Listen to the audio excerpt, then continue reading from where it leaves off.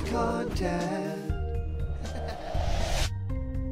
What's happening, my blocked buddies, and welcome to a brand new episode of Blocked Content. My name is Callum, and this is going to be your content for today. So it looks like a lot of people have found something really great in Super Mario Odyssey. Now, there are a lot of Easter eggs in this game, there are a lot of tiny hints and secrets, and also a lot of throwbacks to other Mario games, to older Mario games. That's what a lot of people love about Super Mario Odyssey. It's not just doing a whole lot of new things with Cappy and with the whole capture mechanic and all of Mario's new moves, but it's actually doing a lot of cool things that kind of refer to the past a little bit and to kind of wink at games that came before. Now, I know a lot of you are thinking, where's that Isle Delfino? You know, why aren't we talking about that right now? Well, we did a video on that, and probably there's going to be more if Nintendo decides to do some DLC. But I thought it would be really cool to talk about this little Easter egg that a lot of actually great YouTube channels have reported on over the past couple of days, which include also Game Explain, our good friends. So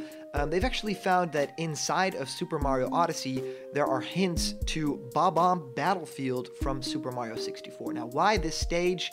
I don't know. It's the first stage from Mario 64, so it's, you know, fresh in a lot of gamers' hearts to being the first kind of open world area that they explored. And if you look at the map of BOB-OMB Battlefield, it kind of even looks similar to the Cascade Kingdom, right? It has the tower with the boss at the top, has chain choms, is sort of open but not all that big. So yeah, it really, you know, feels to me like they tried to kind of remake some sort of BOB-OMB Battlefield motif for the Cascade Kingdom.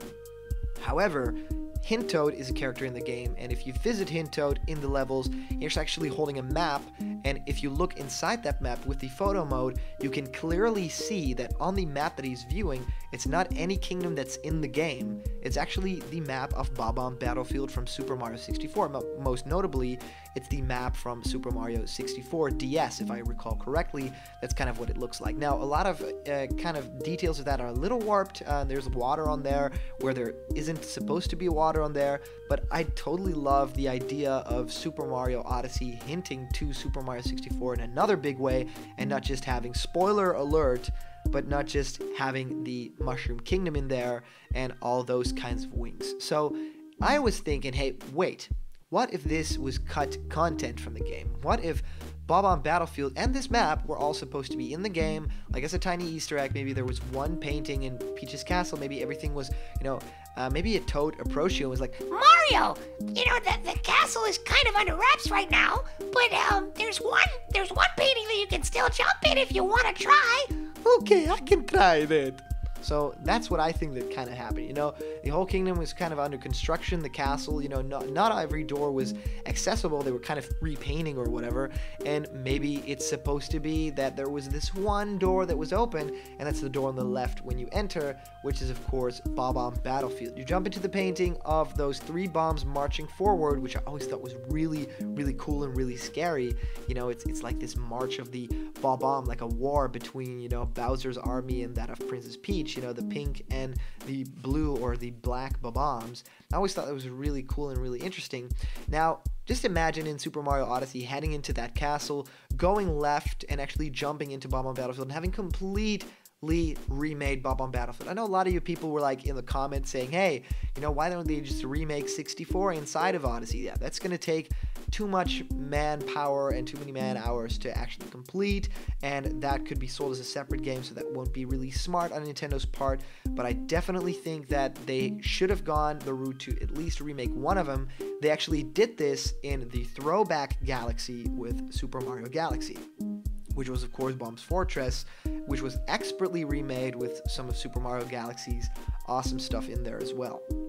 Now, I think that with the graphical overhaul and with all the cool stuff that Super Mario Odyssey has, it could have been, you know, a slam dunk. There are cannons in that game.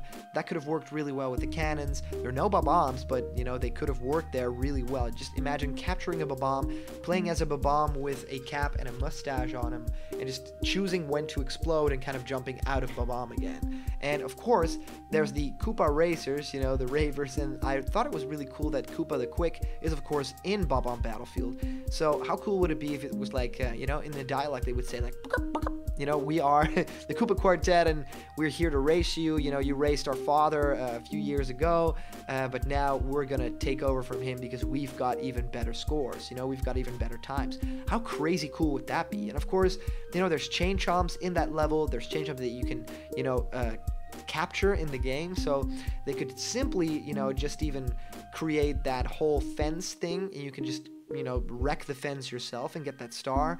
There's programmed stars in the game already. There's so much inside of that Bob-omb Battlefield level that is in Super Mario Odyssey that it could just lift. So I think that that would be a shoe-in. You know, getting the theme remade. They even had that from Super Mario Galaxy. You know, it's a and I think that that would fit perfectly with this level. They didn't even need to remake music. And of course, the crown jewel, you know, wink wink, of that level is of course on top of the mountain you have King Bob-omb. And King Bob-omb is a really cool character to me because his design is kind of staying the same throughout all these years. You know, tiny details, the crown and the gloves and the shoes, but I think that it fits really well with the aesthetic of Super Mario Odyssey. Now, what's really cool is that he is wearing a hat, he's wearing a crown, so maybe you can't, you know, take him over, you can't capture him, and he already has a mustache, you know, a really big one. So maybe you capture other Bob-ombs that he throws at you, kind of like he throws Bob-ombs at Yoshi in the game in Super Mario 64 DS, and maybe you can defeat King Bob-omb that way. That could be really interesting, really cool, and I think that a lot of, you know, tiny details from Super Mario 64 DS could make its way into that. I think that DLC for that would be something that I would expect almost as much as I would expect something like Isle Delfino. They could call it the Bob-omb Kingdom, you know, or the 64 Kingdom or something like that. I think that would be really interesting, and it would be a great nod to that game, and it already has a lot of stuff inside of that game. You know, it has the grass textures, it has the ground textures, it has the skybox, it has all these stars, all these coins. They could even have regional coins that are shaped like little bombs or something like that. That could be totally amazing, and I think that it would fit really well with the aesthetic and with the promise of Super Mario Odyssey. So I really want to find out what all of you guys think of this, because, you know, I'd love to hear what you guys have to think about a Super Mario Odyssey, you know, 64 kind of throwback kingdom. You know, a throwback kingdom is actually a great name. So if you comment down below, that comment could actually be featured in our next video. Today's comment question is, do you think there's a 64 DLC coming? So comment down below and maybe I'll use that in the next video. So as for the previous comment question, this was really cool. This comes from Gorilla-san, and these comments are getting longer and longer by the day, which is so cool because a lot of you people are theorizing like crazy, and Gorilla-san is saying, I do find it really odd with how the whole wedding event happened. Even if the Koopalings are now considered to not be Bowser's legitimate kids, they could still be his adopted children, and if they've been with him for 30 years, you would think they'd at least make it as party goers. When it comes to Junior, I'm most shocked he isn't in there or his own father's wedding. And it's not like Junior is like Waluigi in the hardly used character list. Heck, he was just in the last game as the main boss, even if Papa Bowser was the final boss battle. So what's the deal? I'd like to think Nintendo has plans for characters and makes stories that follow them around, but most of the time that's not the case. See example of the Koopalings being introduced as Bowser's kids, only to be retconned as not years later. So when it comes to story, most games differ on the who they want us to follow and not the should. If I were to give a story reason to answer why they weren't there, it's because they either weren't aware of it despite all the posters and ads for Bowser around the world, or while King Dad gets his wedding bells rung, they're pulling a secret job for him as they know all too well that Peach is the ultimate distraction for Mario. With Mario out of the way, who's to say what other characters take this time as a rare opportunity? Maybe Wario and Waluigi are doing something with them in a Legion of Doom type deal. Maybe even Wart makes a return to help the children. Maybe it's up to Luigi to stop the kids. Maybe Junior's been grounded for the events in Mario plus Rabbids and was stuck on the air shit the whole time. Give us reasons, Nintendo, and not just, oh, this character is just not in the game as a response. Give us expanding story DLC or a sequel that does the same. I'm happy with either. Hell, I'd love to play a game from Bowser's perspective because we only ever see things from one side, and frankly, I'm really tired of playing as Mr. Friendzone Mario saving a girl that is fully capable of leaving on her own but makes you do it anyway. All real stories have two sides. I want to see this other side, the Koopa side. To quote George R. R. Martin, and please forgive me for being super nerdy about all this, nobody is a villain in their own story.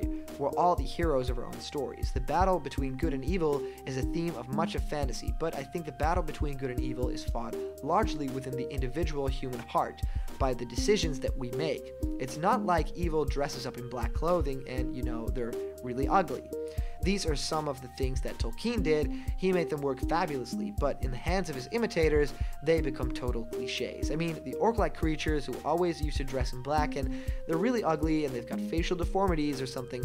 You can tell that if somebody's ugly, he must be evil, and then Tolkien's heroes are all very attractive people and all that. Of course, again, this became cliche in the hands of the Tolkien imitators. It is certainly a genuine, legitimate topic as the core of fantasy, but I think the battle between good and evil is waged within the individual human hearts. We all have good in us, and we all have evil in us, and we may do a wonderful good act on Tuesday and a horrible selfish bad act on Wednesday, and to me, that's the great human drama of fiction. I believe in gray characters, as I've said before. We all have good and evil in us, and there are very few pure paragons and very few orgs. A villain is a hero of the other side, as someone once said, and I think there's a great deal of truth to that, and that's an interesting thing. So thank you so much for this really insightful comment, Gorilla Sun. I love that everyone has a different view on that Mario universe and what it could and what it should and what it has to be. So thank you guys so much for commenting. These are always a ton of fun to do. There's this giveaway of a Super Mario Odyssey pixel art t-shirt, and we're actually giving it away when we hit 6K subscribers. And all you gotta do is subscribe to this channel, just hit the bell for the notification Block Squad, and tell a friend about Block content. Comment down below why you would rock this t-shirt. And remember that you can be the comment question winner, so if you have an original, funny, or informative answer for this video's question, just subscribe to the channel and leave a comment down below. Now guys, remember, if you're not yet a member of the Block Content family yet, don't worry, click that subscribe button and all the news and fun that you care about will be delivered daily to you. So thank you guys so much for watching, and I'll see you around the corner where there's always more Block Content. See ya.